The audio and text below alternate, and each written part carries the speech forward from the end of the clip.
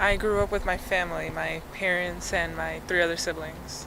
First in Mexico for like 2 years, and then here in the US for till now. I first got involved with music when I was in sixth grade. I lied. When I was in third grade, we had to play recorders, you know how everyone starts. Into drumming, that was when I was in sixth grade. I didn't want to do anything else, so I thought drumming was going to be easier, but it turns out it's way more harder than I thought it would be.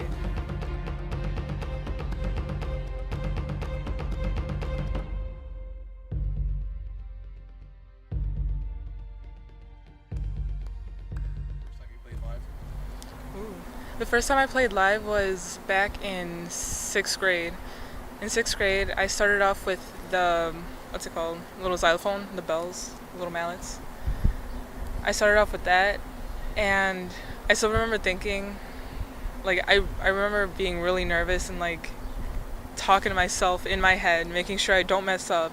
Like, I was telling myself to keep focus, and I just, like, started shaking, even though we haven't started playing. Well, after that concert was over, I kind of felt good with myself because even though I messed up a few times, I did it, you know? I did it, so I kind of told myself, okay, next time, it's going to be better. Because I'm going to practice, I'm going to do all this. And I did. Like, I did get better. I did practice more.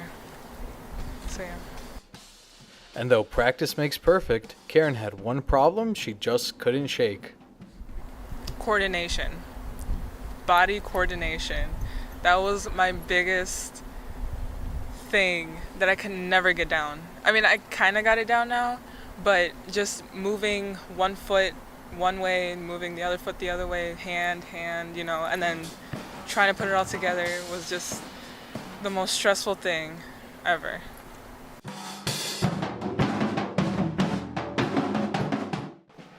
And with Karen so into her drums and style, it created a bit of a rift between what her parents wanted and what she wanted.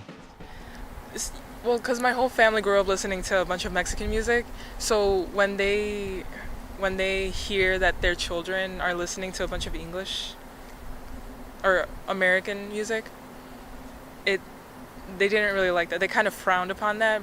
But even without her parents' acceptance, Karen continued to listen and play drums, creating friction between them. In elementary school is when, like, I started, like, turning on the radio, and, like, I heard, like, these weird music, these weird songs, and I was like, oh, I actually kind of like this. And then my mom would, like, quickly switch it, you know.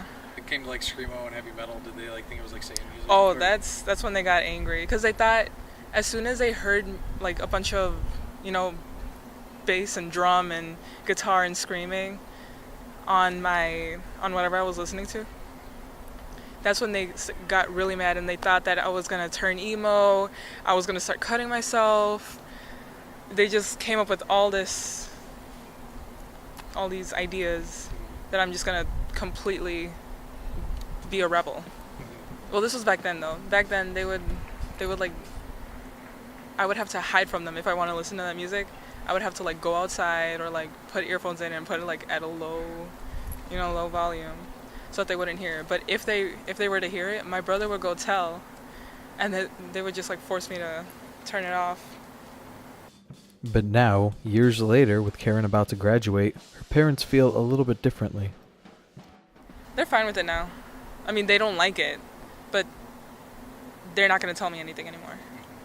So now, with her parents' acceptance, Karen is able to look back and see how much her drumming has helped her in life. It made me work harder than I How? usually do. Well, because of all the concerts and all the expectations that have been put on me for being the drummer, I have to now practice a lot more than I usually had to. Pushing myself to try to get that coordination down, like, that, me pushing myself from the drums kind of got embedded in my head, so with other even daily activities, I started doing more. So I kind of became like an overachiever, I guess you can say. In the end, Karen chose a path that wasn't set for her. She didn't allow her heritage or family to control how she lived her life. She made her own decisions and is continuing to forge her own path as she moves forward in life.